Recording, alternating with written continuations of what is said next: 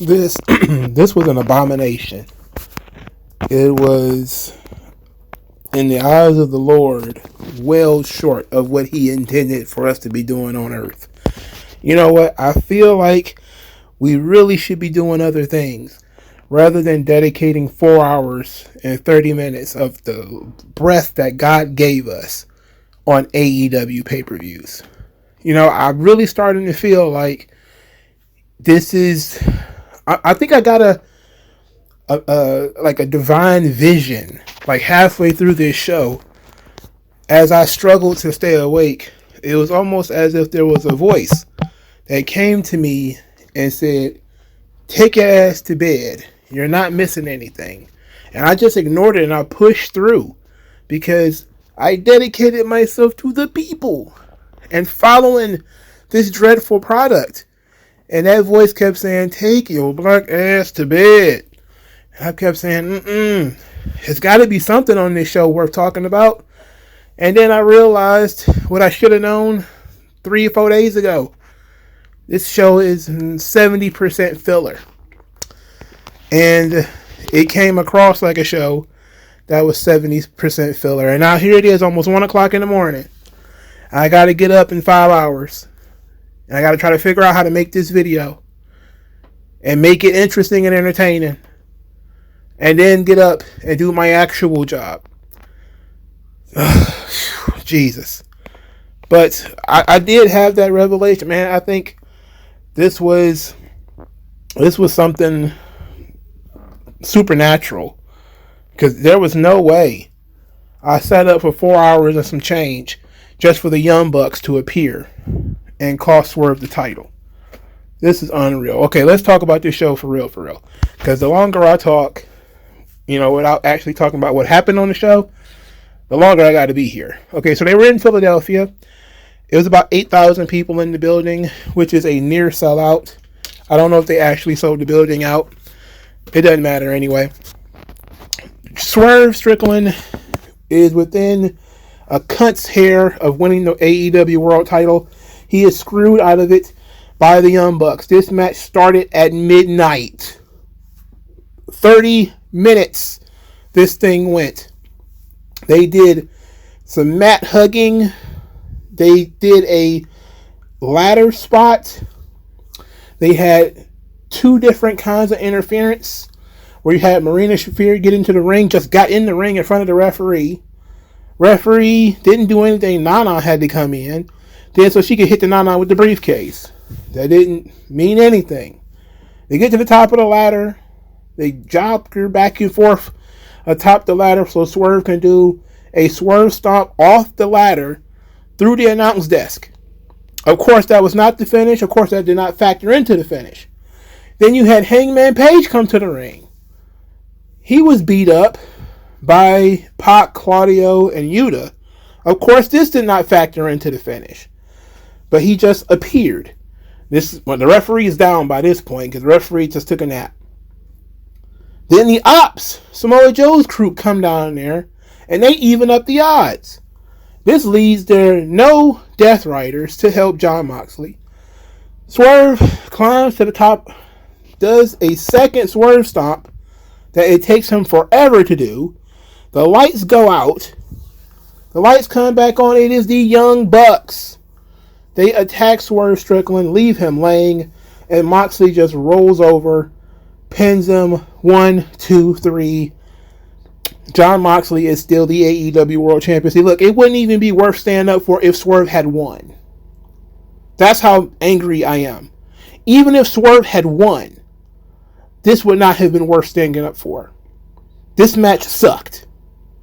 It's overbooked, and it had everything minus somebody getting impaled. They were this short of just doing everything all these guys know how to do. They wrestled. They did spots. They did crashes. They brawled. Swerve bled. There was tons of interference. And we still got a shitty finish. The idea of the finish was so that the Young Bucks can add some level of intrigue to the brand. People have been talking for the last couple of days. Where's the Young Bucks?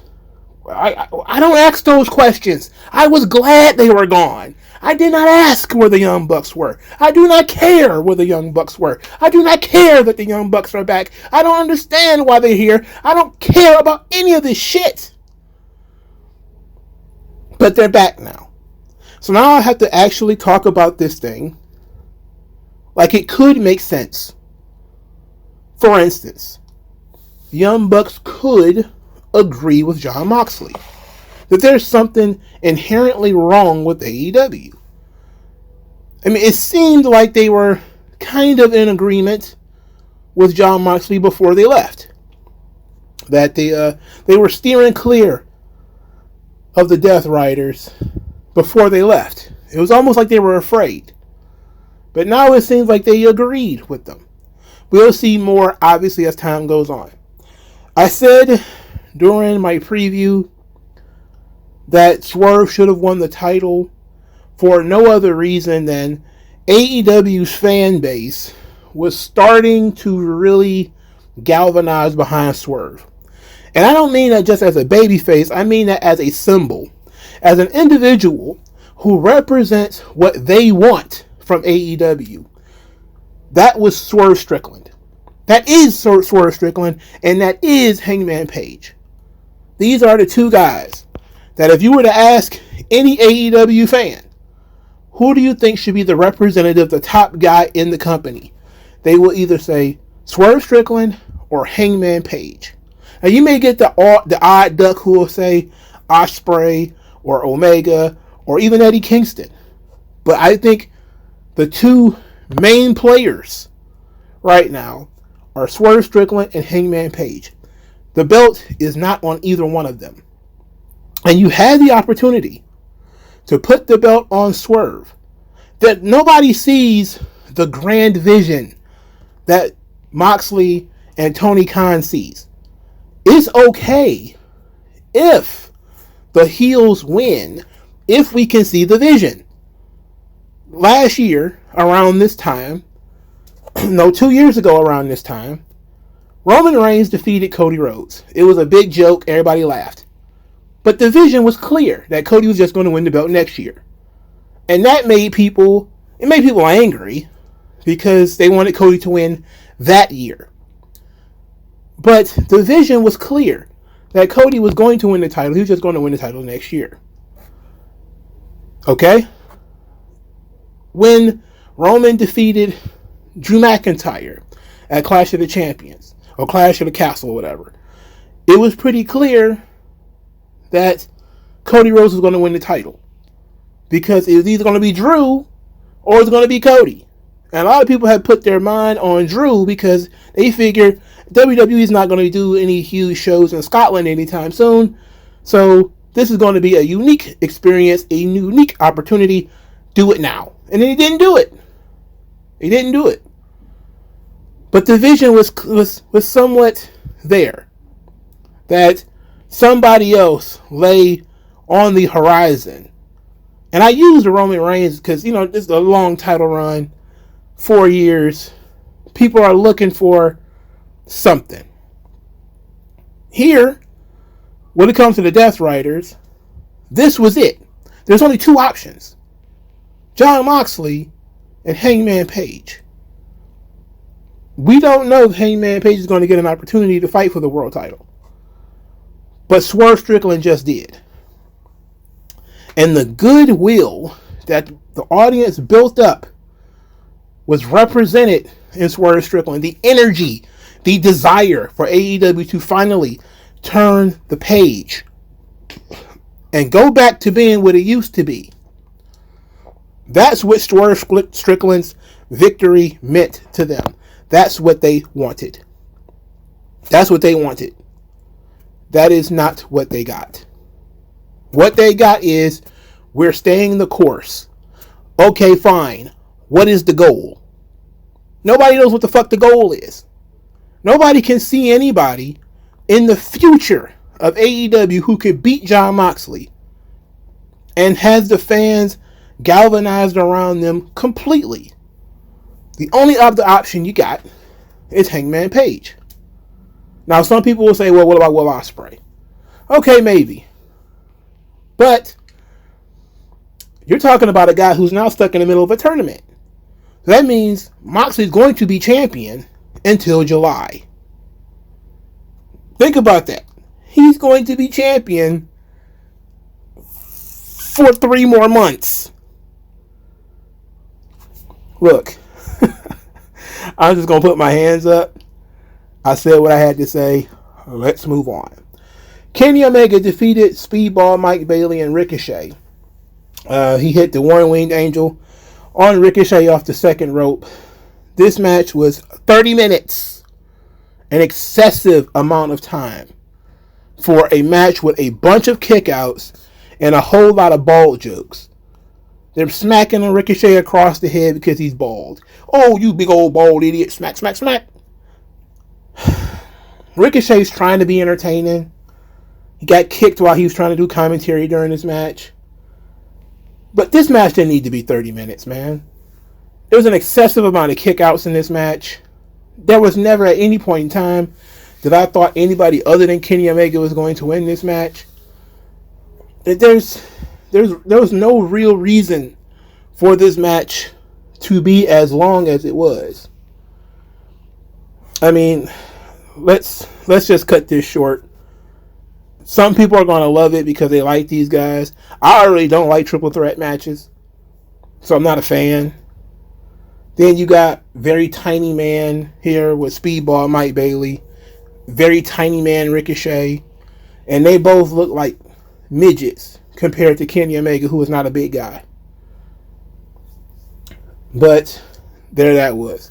Okada came out to face Kenny Omega after the match, and Omega just walked off. So now we know what direction they're going in at this point in time. Fine. I don't care. I mean, it is what it is. AEW is trying to monetize old New Japan stories because they can't create any new ones. So there's that. You can't create any new stars, can't create any new stories. You're just going to go back to what worked on the indies, what worked in WWE, what worked in New Japan. I mean, it is what it is. All right, the most wrestling of the wrestling matches. Adam Cole defeats Daniel Garcia to win the TNT Championship. I called Adam Cole winning, but I said there needed to be one of two things. Either A, Adam Cole needed to cheat and win this belt as a hot heel, or B, Daniel Garcia needed to turn heel and Adam Cole beat him anyway and come out of this thing as a hot babyface. They decided to do neither, which made the match boring. Because now you have babyface versus babyface.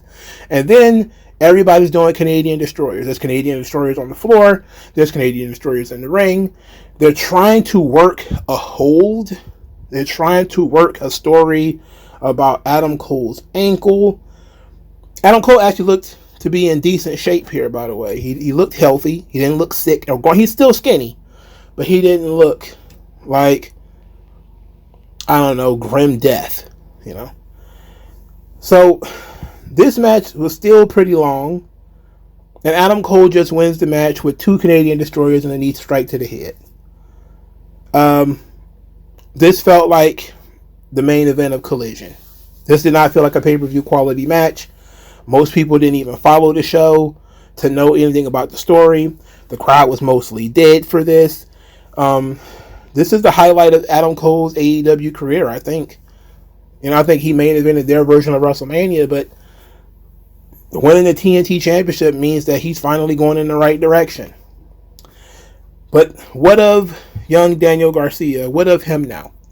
He's dropped the belt that he worked so hard to get, and that, to be quite honest, he basically got put in a closet. Yeah, I mean, he's on Collision. I don't watch Collision. Some people do. Most people don't. But he's been relegated to that show. And I can almost guarantee you Adam Cole is going to be more visible with this belt than Daniel Garcia was. It feels almost like when Chris Benoit was the world champion in WWE. It's like, yeah, he's the world champion, but is he really? Like, Daniel Garcia is a champion, sure, but is he really? Not really a draw. Nobody really cares. He's got the belt just to put it on the next guy. And that's exactly what happened here. They didn't even think to try to protect this kid. They didn't have him turn heel before the match or after. They didn't even have Adam Cole turn heel. He just beat him. So, Daniel Garcia, bye-bye. See you later. See you back on the B shows. Chris Jericho versus Bandido.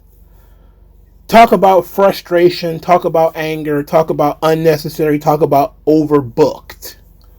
Bandido wins the Ring of Honor World Championship after being pinned by Chris Jericho. Jericho hits Bandido with the bat that he had planted earlier in the night. He gets pinned 1, 2, 3 in the middle of the goddamn ring. Bandido's family tells Aubrey Edwards, who is outside the ring, oh, Jericho's got the bat. He used the bat. It's unfair. Aubrey Edwards checks the stairs. Oh, there is the bat. She tells the actual referee, Bryce Remsburg, hey, Jericho hit this guy with this bat. She didn't see it. Remsburg didn't see it. They're listening to the crowd. The crowd is telling them Chris Jericho cheated. Neither one of them saw this, by the way. It's not like she was there, she saw Jericho do it, and she's calling Jericho out. She is listening to his family, Bandido's family, to save Bandido's mask. So Bandido, who got pinned, is laying on his ass. Jericho's demanding his mask get removed because technically he won the match. Then Aubrey Edwards finds a bat hidden in the stairs. Didn't see anybody use it. It's not even like some blood or DNA on it. It's not like Jericho had it in his possession. She just found a bat and then told the referee, and they restarted the match, and Bandido won with the 21 plex. This is a stupid fucking finish. A stupid finish. If that's the case, then how did the main event end when the Young Bucks interfered? Explain that to me. Why didn't a referee come down to the ring, say, hey, I saw the Young Bucks. I see all these people running about. Restart this match. Swerve just got jobbed out. They didn't do that, did they? Why not? Why not? If Aubrey Edwards can overturn this match, even though technically she got Bryce Remsburg to overturn the match. If that could happen, why didn't it happen in the main event? This has to make sense. This is a simple fix. Bandido just pins this motherfucker. It's that simple. We don't need the dusty finish. We don't need for Jericho to visually pin Bandido and then him getting jobbed out by the referees. For starters, that puts the face pops on the referee and the family, not on Bandido where it should be. Bandido should beat that man. Bandido got saved by the referees and his family. It does not help. It does not help. Doesn't help at all. Jesus H. Christ. This sucked. This should not have been on the show. Save this for whatever Ring of Honor pay-per-view you were supposed to have coming up. You should have done it there. Or do it on TV. I think this stuff been building on Collision. Do it on Collision. Speaking of another match that should not have been on this show, I'm not going into any detail. Kyle Fletcher defeated Mark Briscoe. Who gives a fuck? Next, Timeless Toni Storm defeats Megan Bane with a small package. I will say up to this point, this was the best match on the show. Penelope Ford is outside the ring. She's causing all kinds of disturbances. She's cheating. Megan Bane is huge. She don't really need the help, but Penelope Ford is helping anyway. Then Luther carries Penelope Ford away, leaving Megan to fight Toni Storm by herself. Megan and Tony are in there having a pretty good match. Physically, Megan Bane is destructive. She uncorks like 3 overhead belly-to-belly suplexes on Tony. Physically dominant. Toni Storm ends up hitting a German suplex off the second rope, in which Megan Bane's face was planted into the mat. Looked very dangerous, but she continued the match, so I guess she didn't die. Toni Storm hits Storm 0. Megan Bane kicks out at 1. Everybody figures at that point, Megan Bane is going to win. Then Megan Bane hits her series of big moves. Flying Lariat, some other stuff. And now she's going for her version of the F5. But she posed with Tony on her shoulders for so long that I knew she was going to counter it. Counter it into what? I didn't know. But I knew she was going to counter it. And she countered it into a small package and got the win. Very, very, very solid match with a very good finish. I just don't like that little pause right before Megan Bane does the F5. So, this is one of my favorite matches on the show.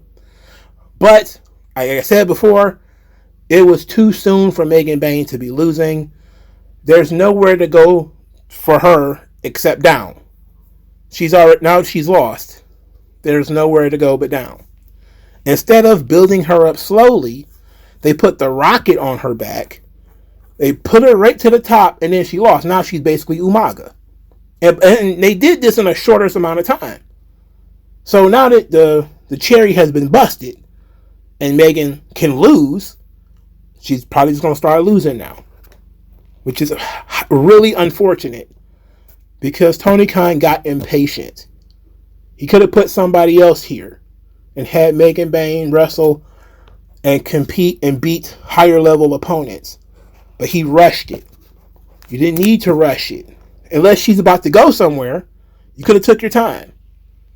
Let people build the anticipation in her wrestling Toni Storm. They did the Rocky montage for Tony. Like she was Ivan Drago or something, And that would have been fine if there would have been more time behind Megan Bane. If there was more people believing that Megan Bane could win. But they chose to rush it. Whatever. Still a good match. The Death Riders defeated Rated FTR in a match I'm not going to pretend that I watched all of. Wheeler Yuta is in this match. I don't give a fuck about this. Alright? Not even gonna lie to you. There's matches on this show I barely paid attention to. This is one of them. Alright? Wheeler Yuta ends up pinning Dax. Because Edge was about to spear Yuta. Yuta dodged. Dax was in the corner. Dax almost got speared. Edge caught himself. Then Yuta knocked their heads together, accidentally, quote unquote, followed by a Busai Kuni, and Yuta pins Dax. Yuta got a tremendous amount of heat in this match. I mean, this is X-Pac heat. This ain't Dominic Mysterio heat. This is X-Pac heat. After the match is where we get to the meat of the matter. Because Dax turns on Edge after Edge tries to raise their hands in sportsmanship. He pile drives Edge. Cash is sitting there. He's confused. Dax goes and gets a chair. He's going to concerto Edge. Cash then pushes him down as a way of trying to stop him. He helps Edge up. Then they do the shatter machine on Edge. And now Cash is going to beat up Edge. Then they're going to spike Edge on the chair. Now they're going to hit concerto on Edge. And they stretchered him out. The both of them.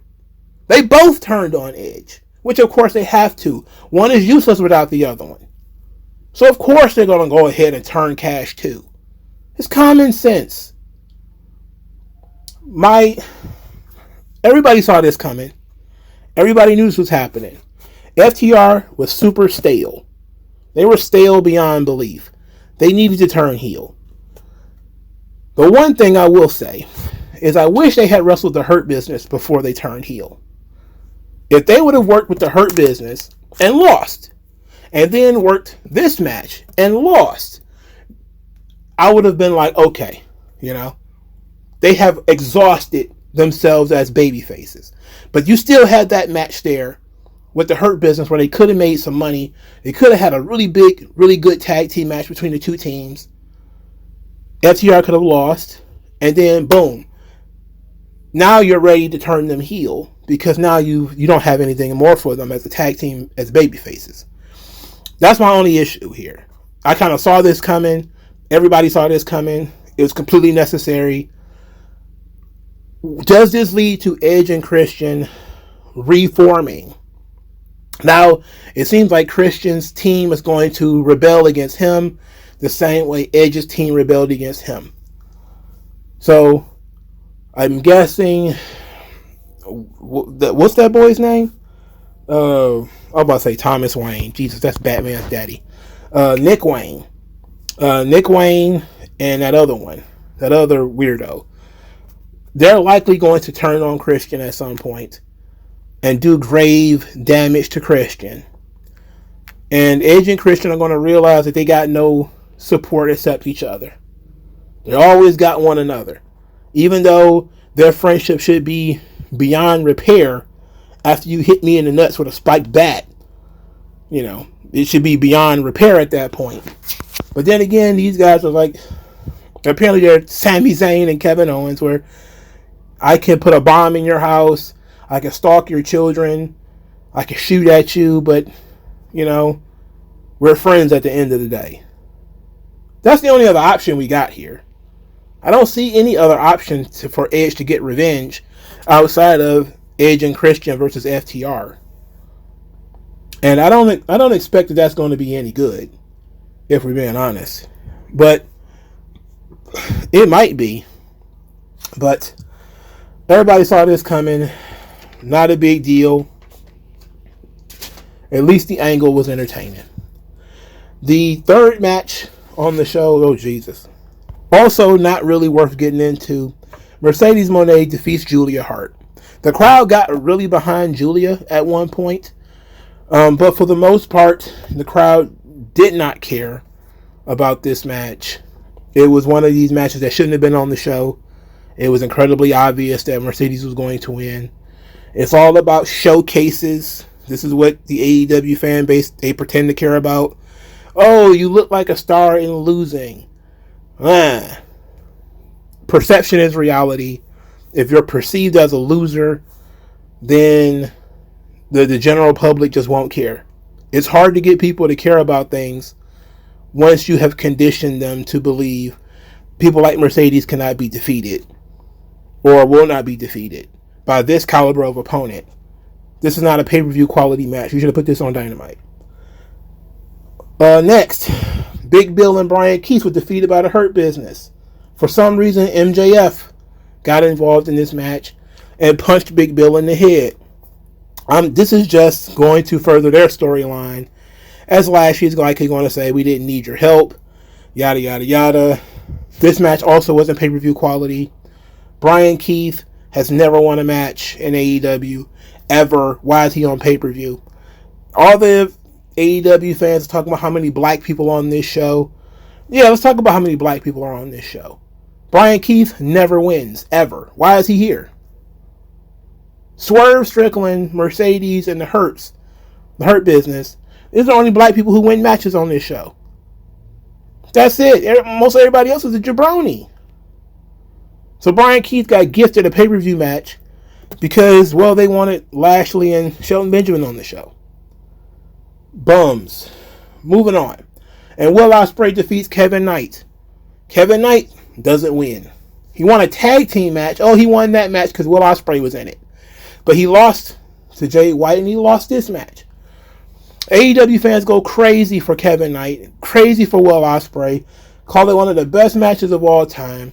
All I saw was these guys running around doing a bunch of spots. Every Will Ospreay match is the fucking same. I said before, Kevin Knight, phenomenal athlete. What are you going to do to make him stand out? You have guys running around calling themselves Top Flight. Now you got this guy running around calling himself the Jet. branding, marketing, promotions. How are you going to make him stand out? Is that even the intention? And nobody in their right mind thought that Will Ospreay was going to lose this fight. Nobody thought it. It's not going to happen. Perception is reality. If people start to perceive Kevin Knight as a guy who puts on good performances but he loses, ultimately that will be his job. His job will be to have good performances and lose. He will be AR Fox. If that's what you want for Kevin Knight, then you just continue to allow what you're putting forward right now. But if you actually want this guy to be a star, then you have to demand better creative. You have to demand he actually fucking wins matches. And even if they're matches that don't matter, that he actually gets momentum, that he looks like a person who wins. So that if you beat him, it matters. Right now, beating him doesn't even mean anything. He's a rookie, quote unquote, in AEW. It doesn't mean anything. Again, when you talk about things that could benefit AEW, they're race neutral, company neutral, gender neutral. It's the same shit that can help any wrestler that you want to push. Any wrestler in any company, anywhere on planet Earth. If you want to get people over, they have to stand out amongst the crowd. So name, image, likeness, all that needs to be creative. They need to have a story that people can get behind. They need to have a goal or a motivation or something that people can get behind. And then they need to actually have wins or losses that further the goal or the story that you have put them in. Random fucking matches, random wins, random losses do not help. Period. Kevin Knight is being shoved on pay-per-view because the good match fairy. We're going to sprinkle some good matches on this show. Fine. But what is that going to mean in 2 months? What's it going to mean in 3 months? What's it going to mean in 4 months? That should be the goal here. Building something long-term with this guy. Or you could just have him, oh, we really like this guy. He's going to wrestle Kenny Omega next and lose. Because you could do that. Why not? Why wouldn't you do that at this point? There doesn't seem to be anything else you can do with him. I mean, he could do a bunch of spots, which is what you want. That's all you want. You want to see him do spots with the other spot guys. Okay, great. Whatever. All right, I didn't watch the pre-show, but I did see Max Caster's open challenge. And it was actually answered by Anthony Bowens. So they booked the Acclaimed to wrestle each other on the pre-show of this pay-per-view. Brother, listen to me. Instead, the Acclaimed have been together for 4 or 5 years. Okay? They had a breakup angle where Anthony Bowens basically disappeared. Max Caster has been getting TV time by doing these open challenges where he's been getting squashed by random people, various wrestlers all the time. And this time he finally got on the pre-show of the pay-per-view. And you decide this is the time to do the Acclaimed wrestling each other. Okay, I'm with that. I'm okay with Bowens and Caster fighting in this context. But why is this not one of your featured matches? Because of the history these guys got. It's on the pre-show. And then Bowens beats Caster in like 2 minutes. No different than anybody else. It's fine, but would have been it's a throwaway. This whole thing seems now that it was the purpose of which was to launch Anthony Bowens, who they're saying is the 5-tool player of AEW, whatever that means. He's the pride of pro wrestling. That's a little on the nose. Or a little on the tip of the peen, by the way. But Max Caster has been doing a really good job with his gimmick. He's been working really hard at it. Trying to use him to get over Anthony Bowens, who apparently doesn't have any personality. That's difficult. But I would think that the Acclaimed exploding, these guys being partners, and now they're going to fight each other. Should have been a little bit more heat on that. Should have been a little bit more time put into that. But they wanted to put Anthony Bowens on the same platform as Takeshita and all these other guys who just walked through Max Caster. And I'm not sure it worked. Because I'm not sure that Bowens is going to get much out of this. Because Max Caster has already proven that he can lose 100 matches, he'll still be over. That's what the personalities and characters and stuff is all about. I was just talking about this with Kevin Knight, right? They booked Max Caster in such a way, and he performs in such a way, where he can go out there, lose every single match, and not lose any of his heat. In fact, he may be more over after losing, because he's getting immediate comeuppance for his heel tactics. And this is what people like to see, ultimately. They want to see Max Caster come out, talk shit, be kind of goofy, and then somebody come out and kick him in the head. This is how The Miz works. And you could do that for a decade. You could do that forever. He's already, moreover, with this really bad chant, "Let's go, Max, you're the best wrestler alive." That's already moreover than anything Anthony Bowens is going to be able to do. So have you really helped Anthony Bowens here? No. You helped Max Caster here. And some people won't realize it. They'll think that this was a launch for Anthony Bowens. But it wasn't. Because I don't see Anthony Bowens having any charisma or any personality. He wasn't the charisma and the personality of the Acclaimed. It was Max Caster. I mean, that was obvious. Anthony Bowens is the Jannetty of the team. I hate to put it that way, but it is. He is. And if he was not being positioned well as a member of the Acclaimed when they were actually over, how is he going to be positioned even better as a singles act?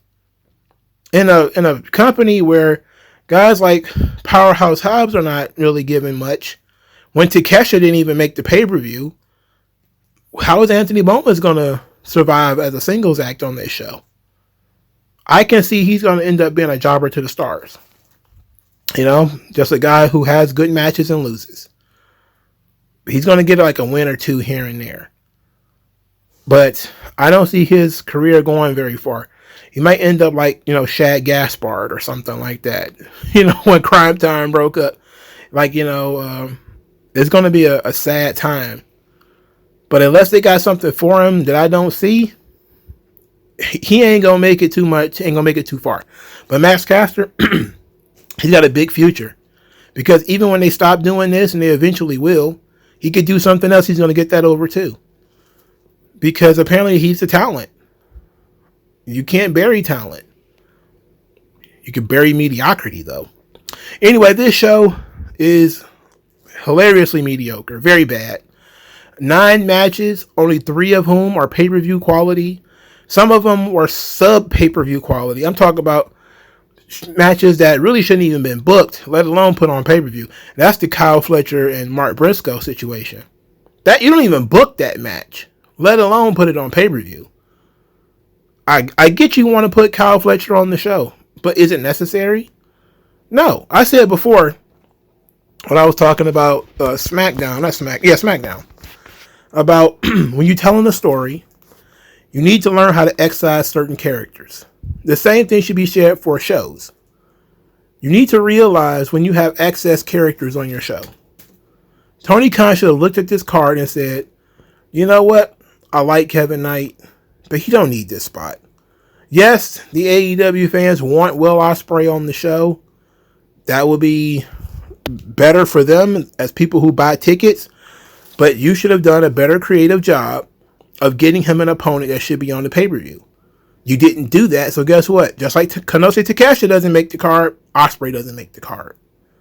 He's going to be on Dynamite. Hey, yeah, it's nice that Kyle Fletcher is somebody that the fans like.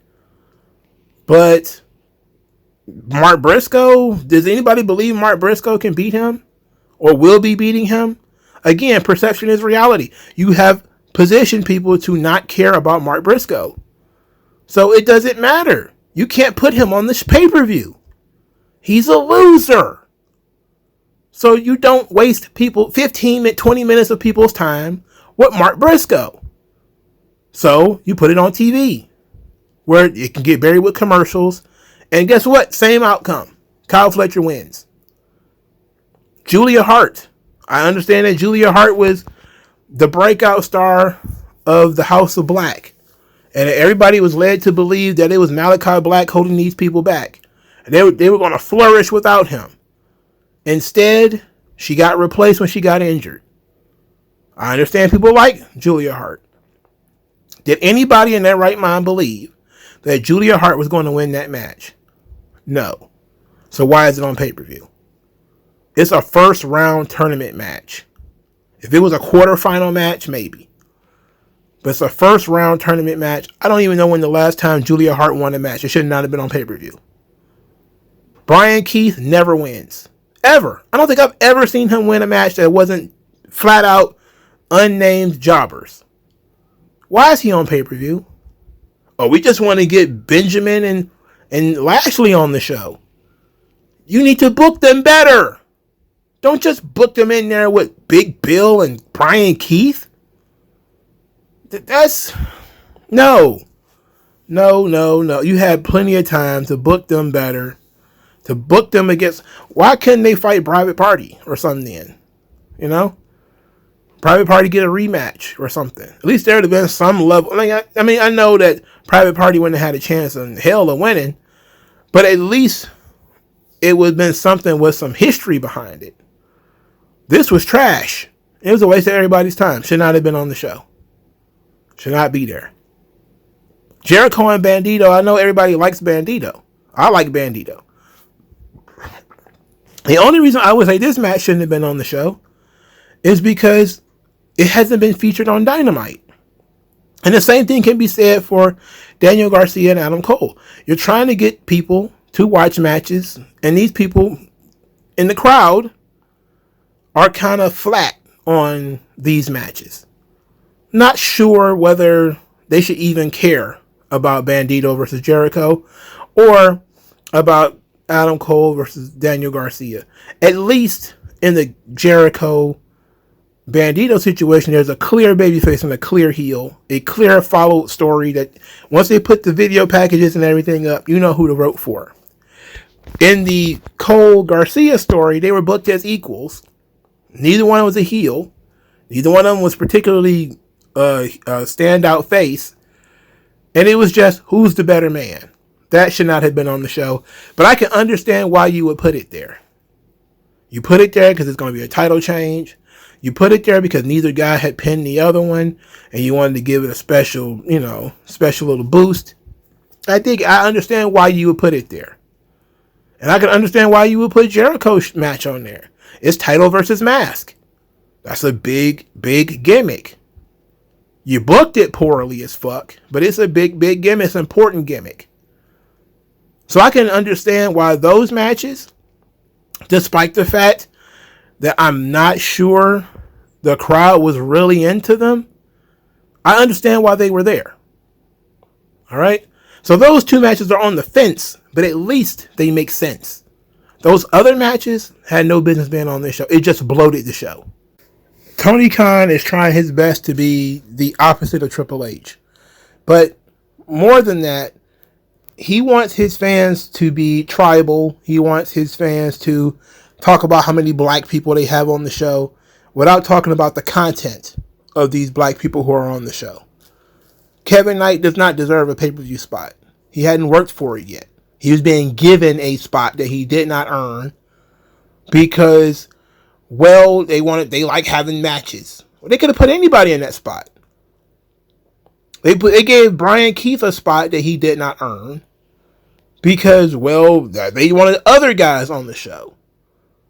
See, that's the stuff that we talking about. We talking about like showcasing black talent or whatever the fuck that they want to talk about, the DEI dynasty. You know? Instead of focusing on, did this match need to occur? And is this spot necessary? Is this guy in a meaningful spot on the show? Oh no, we slapped the black guy on here. Look at how many black talent we have on this pay-per-view. Yeah, most of them were on the pre-show. And then the people who did work the show, most of them didn't get any reaction anyway. Nobody cared. There were only 3 of them that were over. Oh, there were 7 black men on this show. Yeah, 3 of them was over. Only 3 of them were over. Benjamin, Lashley, and Swerve. Kevin Knight gets a lot of big push on the internet, but I didn't see anybody in the building, super excited when he came out. Now, as he started doing his gymnastics routine with Will Ospreay, sure. But before that, But I don't really want to go into that. All I want to say is the show was bad. I've been up too long. I'm very grouchy because this show was so long. Tony Khan needs to realize that it's a Sunday night. If it was a Saturday night, it would still be too long. But at the very least, most people would not have to go to work in the morning. It is a Sunday night. Everybody is an average Joe, has to go to work Monday morning. Why would you book a 4.5 hour pay-per-view when people have to go to work the next morning? Why would you do that? Apparently, you think your audience does not have jobs, or you think they can just roll into the office at 10 o'clock, which, not all of us can do. Gotta be courteous, man. This could have been a solid 3-hour show, barely that, 2.5 hours, with 5 or 6 matches. And that would have been fine. But no, this motherfucker decides it has to be 9 matches and 4 hours. I don't get it. But maybe y'all do. All right, talk to y'all later.